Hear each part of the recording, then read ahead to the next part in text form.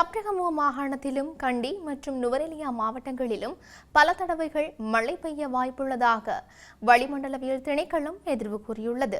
குறித்த விடயத்தை வளிமண்டலவியல் திணைக்களம் இன்று வெளியிட்டுள்ள அறிக்கையில் தெரிவிக்கப்பட்டுள்ளது.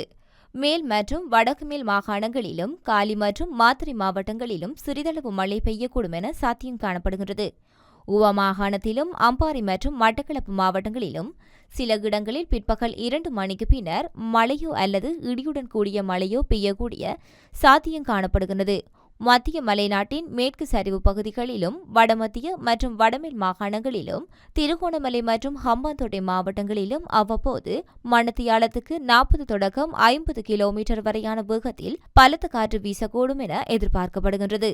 பலத்த காற்றினால் ஏற்படக்கூடிய பாதிப்புகளை குறைத்துக் கொள்ள தேவையான முன்னெச்சரிக்கை நடவடிக்கைகளை எடுத்துக் கொள்ளுமாறு பொதுமக்கள் அறிவுறுத்தப்படுகின்றனர்.